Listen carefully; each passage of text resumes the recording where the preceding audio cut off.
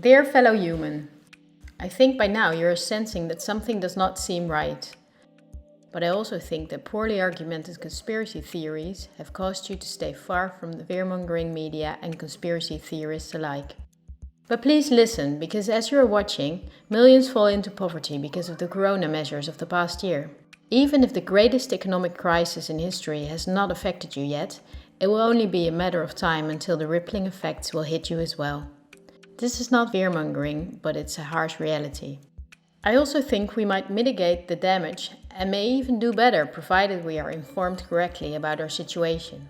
This is why I would like to show you a few facts you can easily check, facts that are of crucial importance.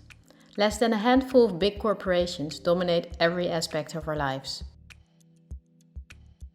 That may seem exaggerated, but from the breakfast we eat to the mattress we sleep on and everything we wear and consume in between is largely dependent on these corporations. Those are huge investment companies that determine the course of money flow. They are the main characters of the play that we are witnessing. I know your time is valuable, so I summarized the most important data. How does it work? Let's take PepsiCo as an example. It is the parent company of many soda companies and snack companies. The so-called competitive brands are from factories from a few corporations who monopolize the entire industry.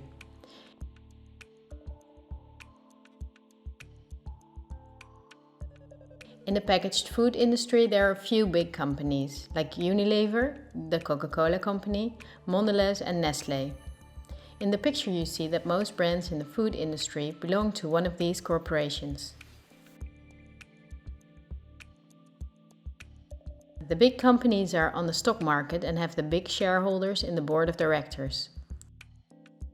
On sources like Yahoo Finance, we can see detailed company info such as who the biggest shareholders actually are. Let's take PepsiCo again as an example. We see about 72% of stock is owned by no less than 3,155 institutional investors. These are investment companies, investment funds, insurance companies, banks, and in some cases governments. Who are the biggest institutional investors of PepsiCo? As you can see, only 10 of the investors own together nearly 1/3 of the stock.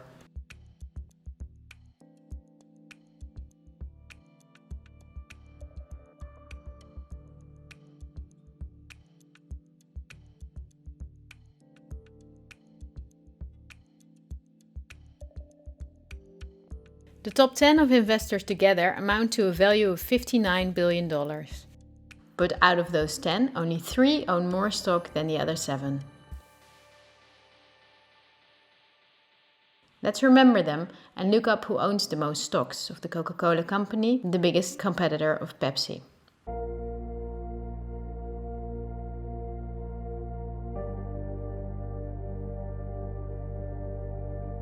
The biggest lump of stock is again owned by institutional investors. Let's look at the top 10 and start at the bottom 6 of them. 4 of these institutional investors we also saw at the bottom 6 of PepsiCo. These are Northern Trust, JP Morgan Chase, Geode Capital Management and Wellington Management. Now let's look at the 4 biggest stock owners.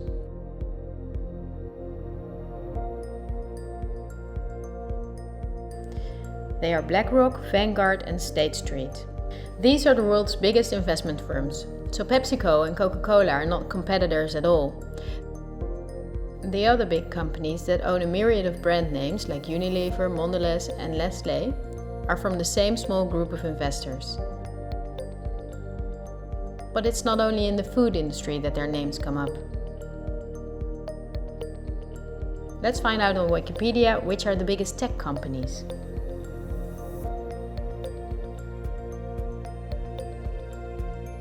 Facebook is the owner of WhatsApp and Instagram. Together with Twitter, they form the most popular social media platforms. Alphabet is the parent of all Google companies like YouTube and Gmail. But they are also the biggest investor in Android, one of the 2 operating systems for nearly all smartphones and tablets. The other operating system is Apple's iOS. If we add Microsoft to the above three, we see 4 companies making the software for nearly all computers, tablets and smartphones in the world. Let's see who are the biggest shareholders of these companies. Take Facebook. We see that 80% of the stock is owned by institutional investors. These are the same names that came up in the food industry. The same investors are in the top 3. Next is Twitter. It forms with Facebook and Instagram the top 3. Surprisingly, this company is in the hands of the same investors as well. We see them again with Apple and even with their biggest competitor, Microsoft.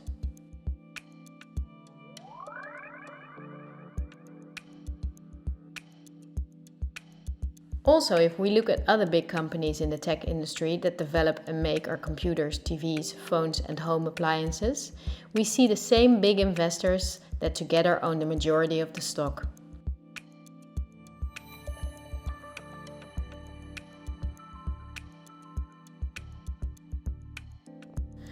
It's true for all industries, I'm not exaggerating.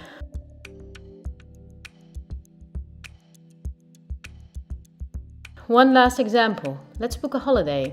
On our computer or smartphone, we search for a flight to a sunny country on Skyscanner or Expedia. Both are from the same small group of investors. We fly with one of the many airlines, many of which are in the hands of the same investors and of governments, as is the case with Air France-KLM. The plane we board is in most cases a Boeing or an Airbus, also owned by the same names. We book through Booking.com or Airbnb, and when we arrive we go out for dinner and place a comment on TripAdvisor. The same big investors show up in every aspect of our trip. And their power is even bigger because of the kerosene is from their oil companies or refineries. The steel from which the plane is made comes from their mining companies. This small group of investment firms and funds and banks are namely also the biggest investors in the industry that dig for raw materials. Wikipedia shows that the biggest mining companies have the same big investors that we see everywhere.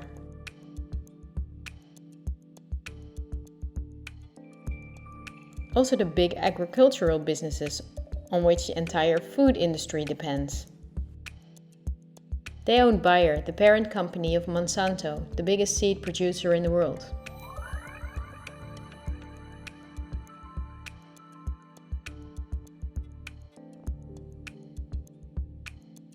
But they are also the shareholders of the big textile industry. And even many popular fashion brands who make the clothing out of the cotton are owned by the same investors.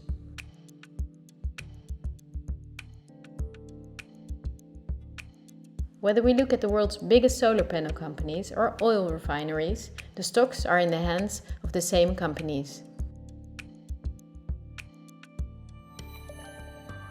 They own the tobacco companies that produce all the popular tobacco brands, but they also own all big pharmaceutical companies and the scientific institutions that produce medicine.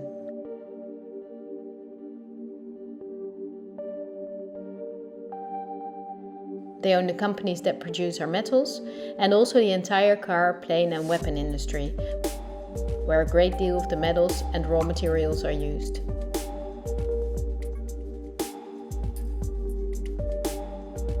They own the companies that build our electronics, they own the big warehouses and online markets, and even the means of payment we use to buy their products.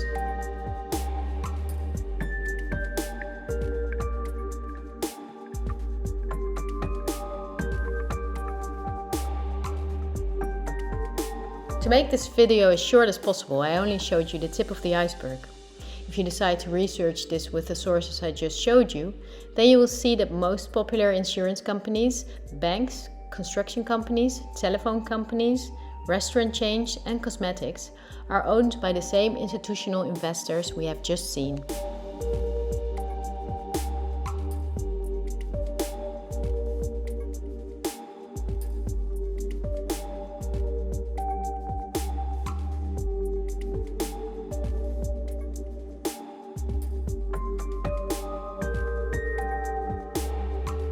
These institutional investors are mainly investment firms, banks, and insurance companies.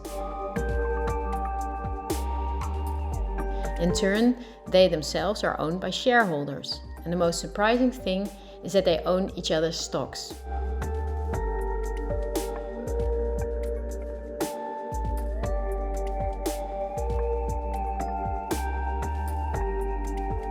Together they form an immense network comparable to a pyramid.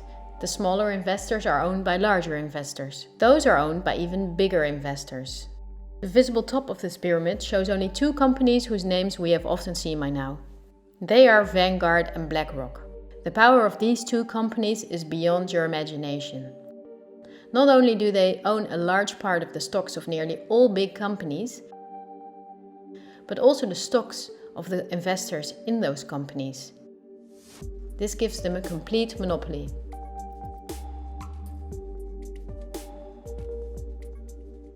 A Bloomberg report states that both these companies in the year 2028 together will have investments in the amount of $20 trillion.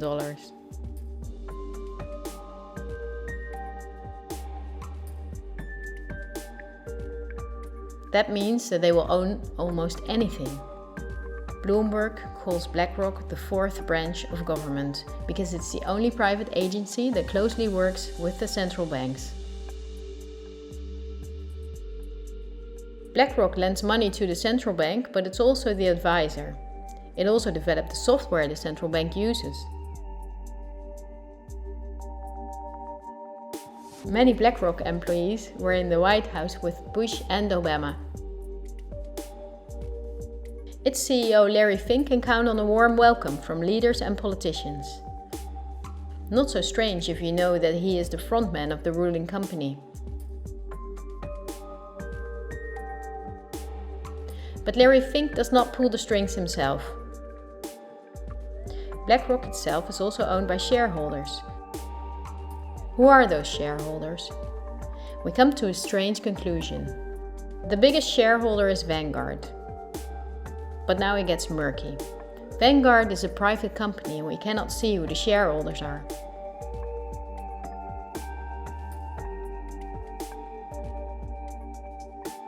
The elite who own Vanguard apparently do not like being in the spotlights.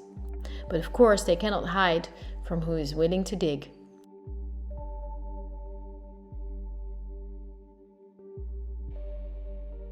Reports from Oxfam and Bloomberg say that 1% of the world together owns more money than the other 99%.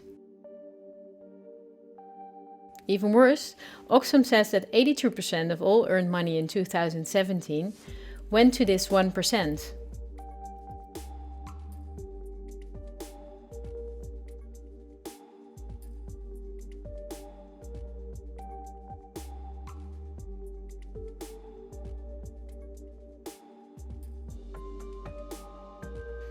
Forbes, the most famous business magazine, says that in March 2020 there were 2,095 billionaires in the world.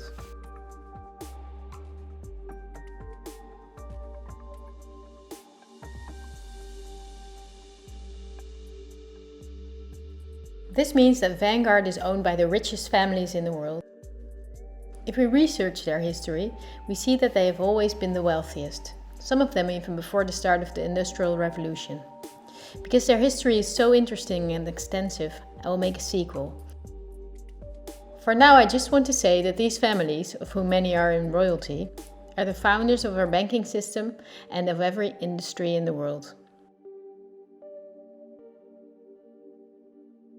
These families have never lost power, but due to an increasing population they had to hide behind firms like Vanguard, of which the stockholders are the private funds and non-profits of these families.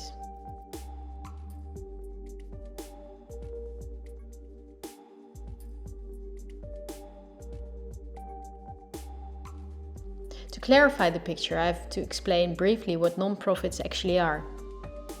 These appear to be the link between companies, politics and media. This conceals the conflicts of interests a bit.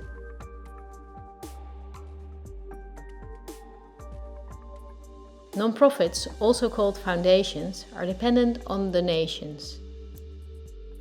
They do not have to disclose who their donors are. They can invest the money in the way they see fit and do not pay taxes as long as the profits are invested again in new projects. In this way, non-profits keep hundreds of billions of dollars among themselves. According to the Australian government, non-profits are an ideal way of financing terrorists and of massive money laundering.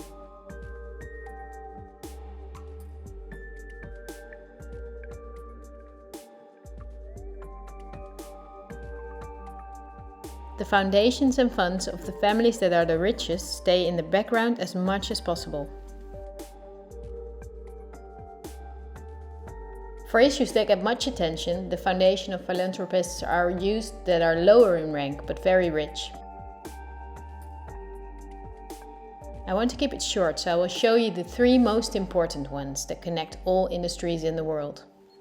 They are the Bill and Melinda Gates Foundation, the Open Society Foundation of the controversial multi-billionaire Soros, and the Clinton Foundation. I will give you a very short introduction to show you their power. According to the website of the World Economic Forum, the Gates Foundation is the biggest sponsor of the WHO. That was after Donald Trump quit USA financial support to the WHO in 2020. So the Gates Foundation is one of the most influential entities in everything that concerns our health. The Gates Foundation works closely with the biggest pharma companies, among which are Pfizer, AstraZeneca, Johnson & Johnson, BioNTech and Bayer. And we have just seen who their biggest shareholders are. Bill Gates was not a poor computer nerd who miraculously became very rich. He's from a philanthropist family that works for the absolute elite. His Microsoft is owned by Vanguard, BlackRock and Berkshire Hathaway. But the Gates Foundation, after BlackRock and Vanguard, is the biggest shareholder in Berkshire Hathaway. He was even a member of the board there. We would need hours if we wanted to uncover everything in which Gates, the Open Society Foundation of Soros and the Clinton Foundation are involved. They form a bridge to the current situation, so I had to introduce them.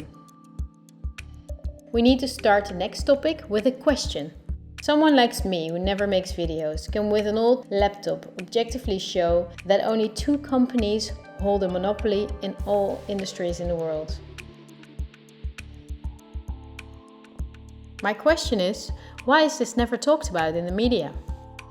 We can choose daily between all sorts of documentaries and TV programs, but none of them cover this subject. Is it not interesting enough? Or are there other interests at play? Wikipedia again gives us the answer. They say that about 90% of the international media is owned by 9 media conglomerates. Whether we take the monopolists Netflix and Amazon Prime, or enormous concerns that own many daughter companies like Time Warner, the Walt Disney Company, Comcast, Fox Corporations, Bertelsmann and Viacom CBS, we see that the same names own the stocks. These corporations not only make all the programs, movies and documentaries, but also own the channels on which those are broadcast. So not only the industries, but also the information is owned by the elite. I will show you briefly how this works in the Netherlands. To start with, all the Dutch mainstream media are owned by 3 companies. The first one is the Persgroep, the parent company of the following brands. Apart from the many newspapers and magazines, they also own Sanoma, the parent company of some of the big commercial Dutch channels.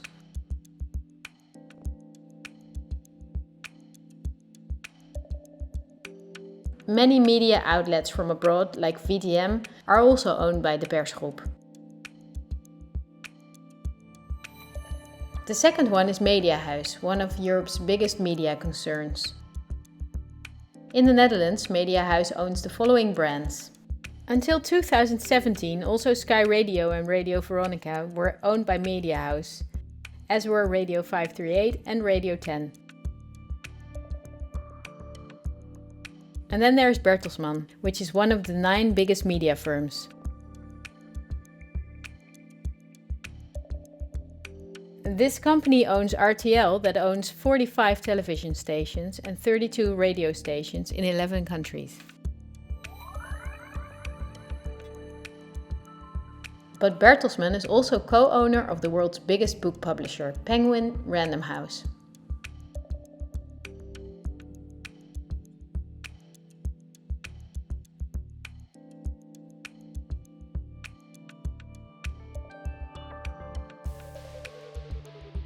The stocks of these companies are owned by private funds of 3 families. Those are the Belgian Van Tillo family, the Belgian Lyssen family, and the German Bertelsmann Mohn family.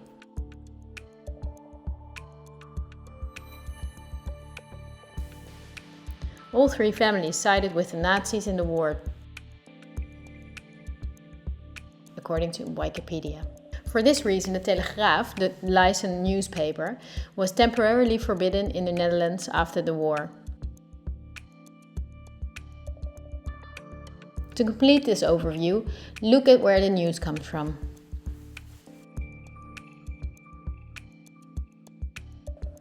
The daily news of all these media outlets, the diverse news media, do not produce news. They use information and footage from the press agencies ANP and Reuters. These agencies are not independent. ANP is owned by Talpa, John de Mol. Thomson Reuters is owned by the powerful Canadian Thomson family.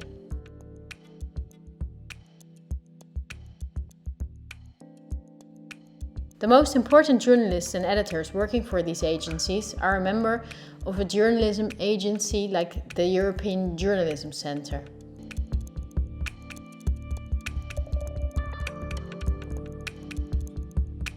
These are one of the biggest European sponsors of media-related projects.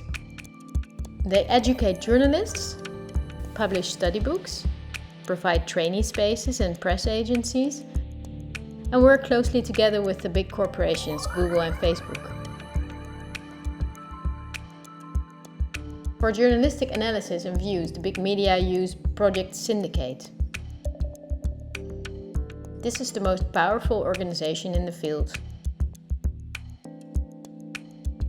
Project Syndicate and organizations like I mentioned are together with the press agencies the link between all worldwide media outlets. When news anchors read from their audio cues, chances are that the text stems from one of these organizations.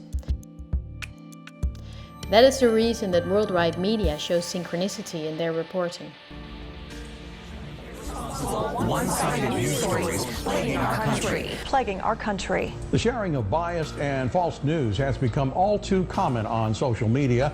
More alarming, some media outlets publish these same fake stories without checking facts first. The sharing of biased and false news has become all too common on social media. More alarming, some media outlets publish these stories simply aren't true without checking facts first. Unfortunately, some members of the media use their platforms to push their own personal bias and agenda to control exactly what people think. And this is extremely dangerous to our democracy. This is extremely dangerous to our democracy.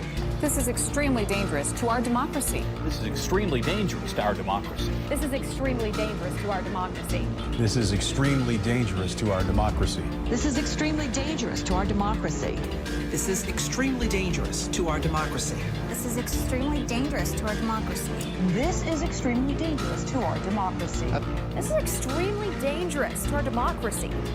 This is extremely dangerous to our democracy. This is extremely dangerous to our democracy. This is extremely dangerous to our democracy. And look at the European Journalism Centre itself. Again, the Gates Foundation and the Open Society Foundation. They are also heavily sponsored by Facebook, Google, the Ministry of Education and Science, and the Ministry of Foreign Affairs. Who sponsors the organization and press agencies that produce our news? With Project Syndicate, we see the BMGF, the Open Society Foundation and the European Journalism Centre. The organizations that bring the news get paid by non-profit organizations, of the same elite that also owns the entire media. But also a part of taxpayers' money is used to pay them. In Belgium there are protests regularly since Media House and the Persgroep receive millions of euros from the government, while many are abroad. As a closing note, we take our Dutch public broadcasting service, NPO.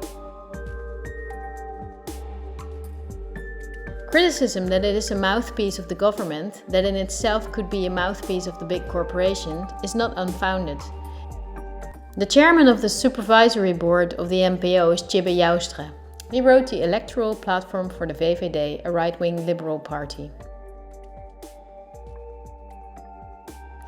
Former VVD leader Ed Nijpels was chairman of Avrotros. VVD legislator Erik van den Burg is chairman of the NTR. Former chairman of the VVD Bas Eenhoorn is now chairman of WNL.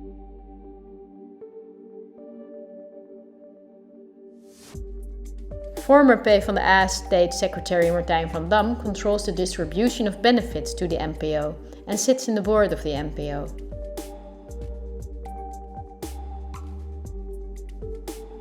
Former chairman of the PvdA is now in the supervisory board of the VARA.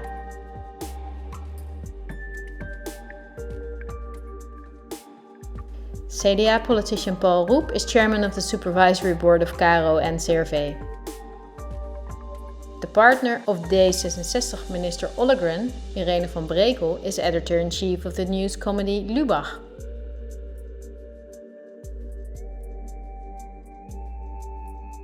Former news anchor Pia Dijkstra is now a member of parliament for D66.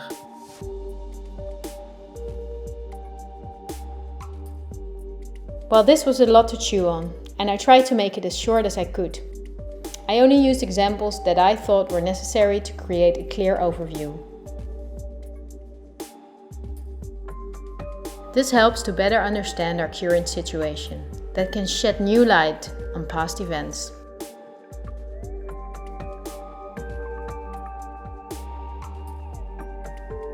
There will be enough time to dive into the past, but now let's talk about today. But my goal is to inform you about the danger we are in now.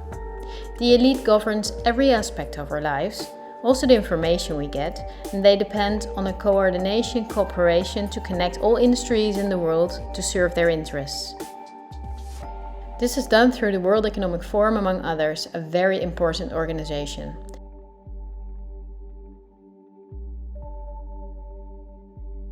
Every year in Davos, the CEOs of big corporations meet national leaders, politicians and other influential parties like UNICEF and Greenpeace.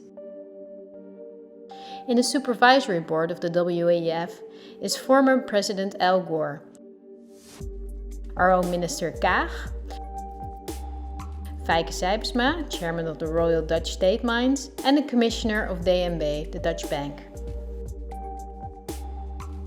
Christine Lagarde, chairwoman of the European Central Bank. Also politician Bert Grapperhaus' son works for the WEF.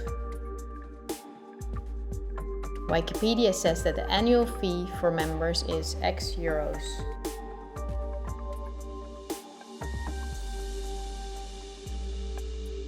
But over half of her budget comes from partners who pay the cost for politicians who otherwise could not afford membership. Wikipedia also mentions this.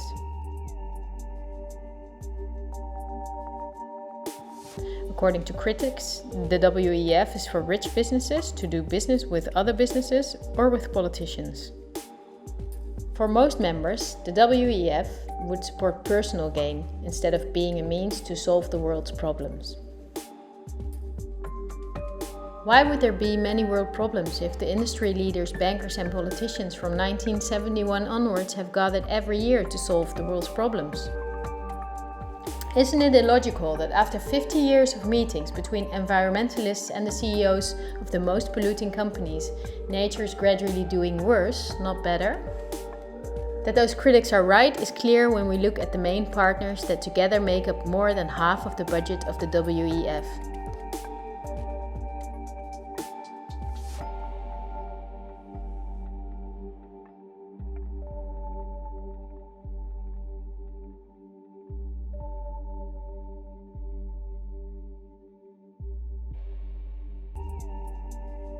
because these are BlackRock, the Open Society Foundation, the Bill and Melinda Gates Foundation, and many big companies from which Vanguard and BlackRock own the stocks.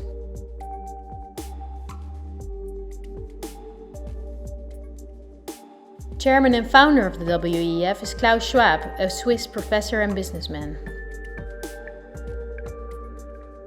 In his book The Great Reset, he writes about the plans of his organization. The coronavirus is, according to him, a great opportunity to reset our societies.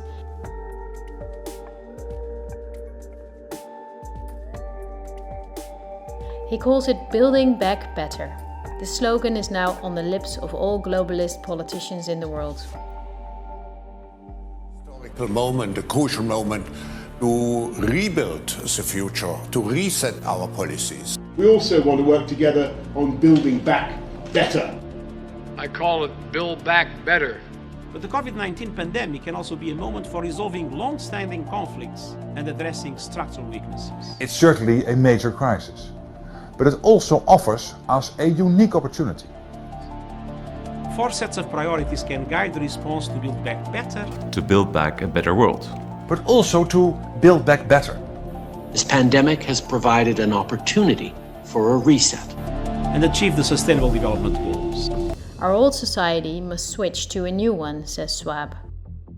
The people own nothing but work for the state to have their primary needs met.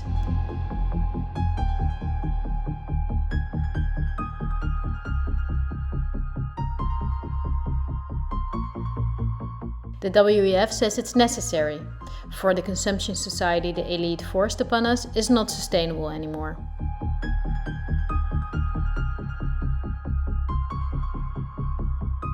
Schwab says in his book that we will never return to the old normal.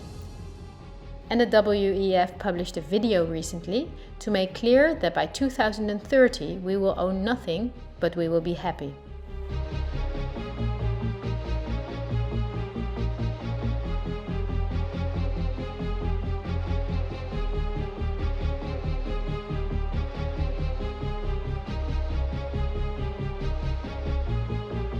You probably heard of the New World Order. The media wants us to believe that this is a conspiracy theory, yet it has been talked about by leaders for decades. George Bush Sr., Bill Clinton and Nelson Mandela, but also world-famous philanthropists like Cecil Rhodes, David Rockefeller, Henry Kissinger, and even George Soros. We have before us the opportunity to forge for ourselves and for future generations a new world order. A world where the rule of law, not the law of the jungle, governs the conduct of nations. When we are successful, and we will be, we have a real chance at this new world order, an order in which a credible United Nations can use its peacekeeping role to fulfill the promise and vision of the UN's founders. After 1989, President Bush said, and it's a phrase that I often use myself, that we needed a new world order. The affirmative task we have now is to actually create a new world order.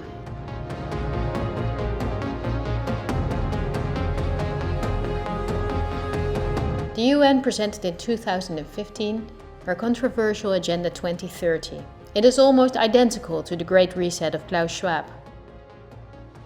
The UN wants to make sure, as does Schwab, that in 2030 poverty, hunger, pollution and disease no longer plague the earth.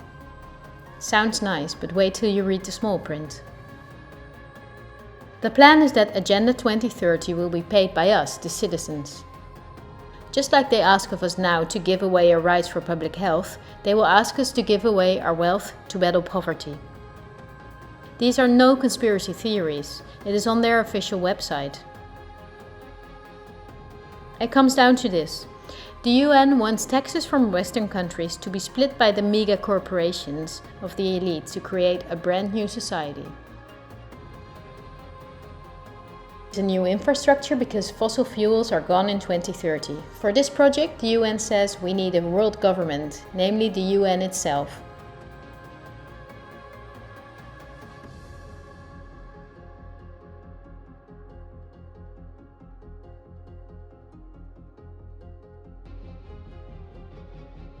The UN agrees with Schwab that a pandemic is a golden chance to accelerate the implementation of Agenda 2030. It is worrisome that the WEF and the UN openly admit that pandemics and other catastrophes can be used to reshape society. We must not think lightly about this and do thorough research.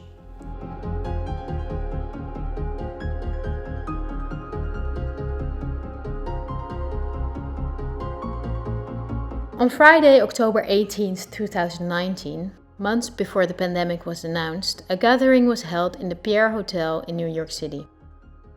It was a meeting for very important persons. Present were politicians, highly credited health experts, and pharmacologists. The goal of the gathering was the simulation of a worldwide pandemic. Could be a coincidence, right? But as an example, they used the coronavirus. The simulation covered how the virus would develop and how it could only be detained if people cooperated in industries, governments, and government agencies. Again, a new world order to save us. Is it surprising when I tell you that this gathering, Event 201, was organized by the World Economic Forum, the Bill and Melinda Gates Foundation, and the Johns Hopkins Institute? This is no conspiracy theory. Look on the official website of Event 201. At this point, you may not be surprised anymore that the Robert Koch Institute, just like any other public institute, is closely connected to Gates' WHO, and that it created a similar simulation in 2012.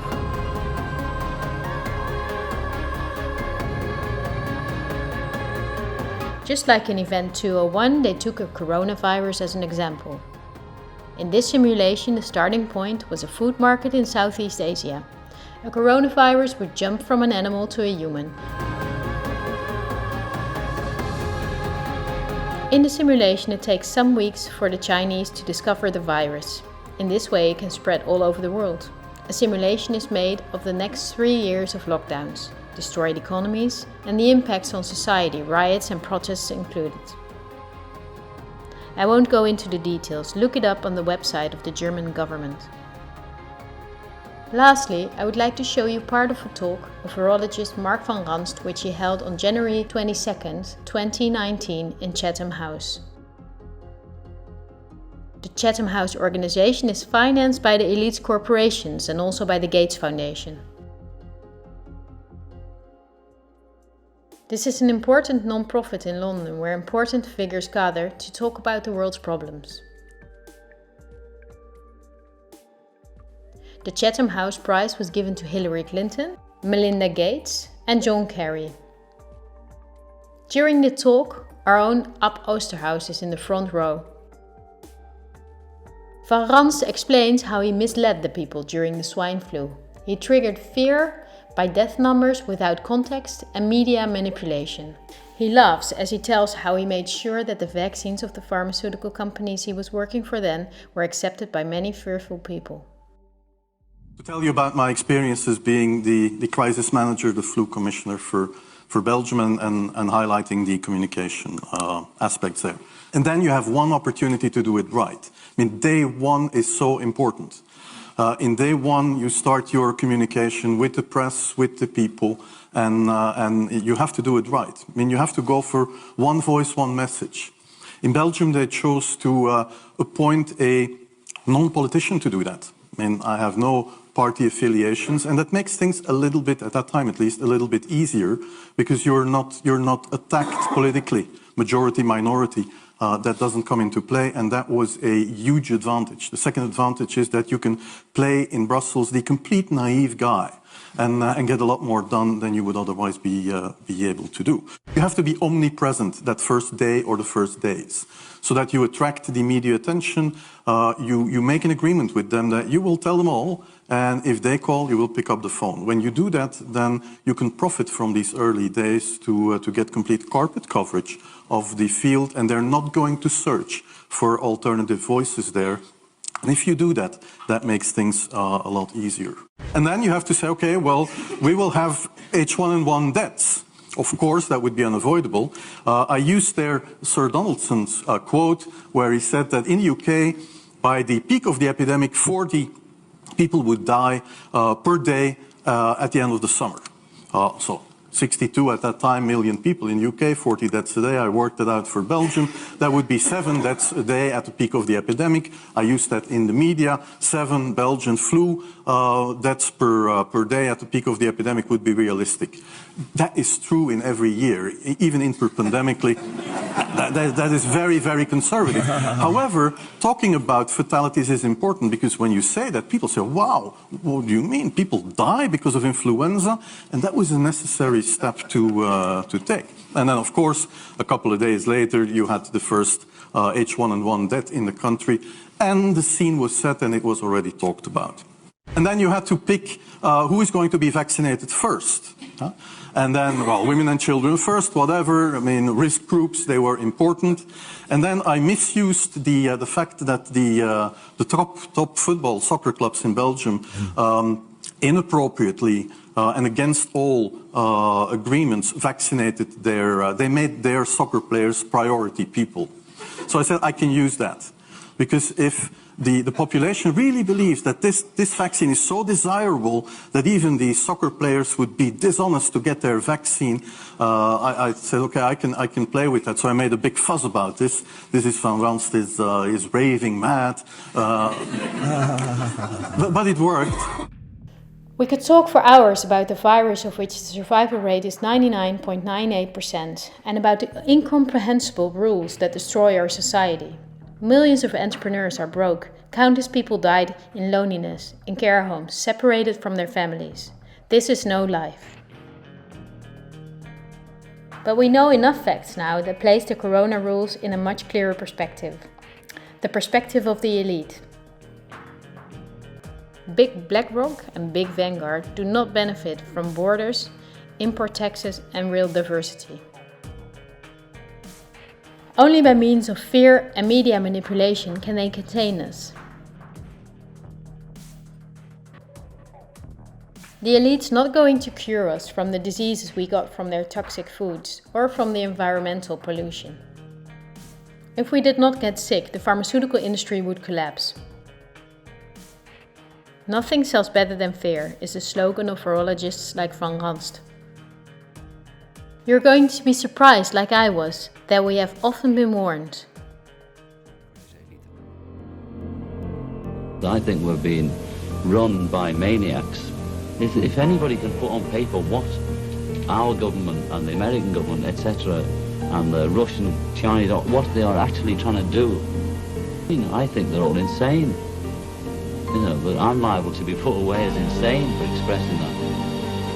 That's what's insane about it. With this video, I reach out and hope to bridge the ever-growing gap between us.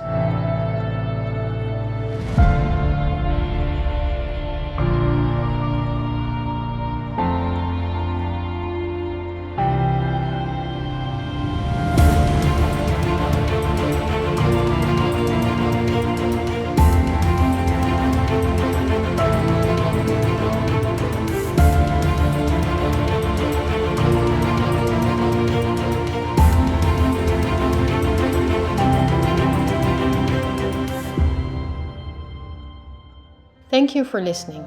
I hope in a free future we will remember this time as a unique moment in human history. It will be a tough journey, but we will travel together. We will help each other when we fall, and we will not be fearful. We are the 99%.